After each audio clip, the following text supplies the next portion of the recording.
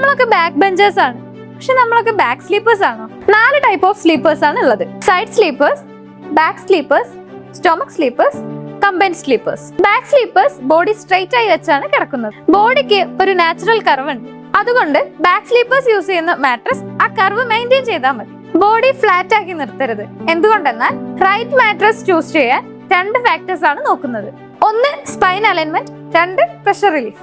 അതുകൊണ്ട് തന്നെ best choice എന്ന് പറയുന്നത് മീഡിയം ഫേം ആണ്. ഫേംനെസ് സ്കെയിലിൽ 6 to 7 ഇടയിലാണ് ഇതിന്റെ റേഞ്ച്. അതുകൊണ്ട് ഹിപ്പിന് വേണ്ട സപ്പോർട്ടും അപ്പർ ബാക്കിന് വേണ്ട കംഫർട്ടും കിട്ടും. മാട്രസ് നല്ലോണം സോഫ്റ്റ് ആയ സ്ലീപ്പ് ഡിസ്റ്റർബ് ആവും. മാട്രസ് നല്ലോണം കട്ടിയായ സ്പൈൻ അലൈൻമെന്റിന് പ്രശ്നമാവും. അപ്പോൾ കടയിൽ പോയി മാട്രസ് വാങ്ങുന്ന സമയത്ത് തൊട്ട് നോക്കിയോ ഇരുന്ന് നോക്കിയോ മാത്രം മാട്രസ് സെലക്ട് ചെയ്യാതെ നിങ്ങളുടെ ശരിയായ സ്ലീപ്പ് പൊസിഷനിൽ കിടന്നു നോക്കി മാട്രസ് സെലക്ട് ചെയ്യുക. പെർഫെക്റ്റ് മാട്രസ് എന്നൊന്നില്ല, പെർഫെക്റ്റ് മാച്ച് ആണ് കണ്ടുപിടിക്കേണ്ടത്.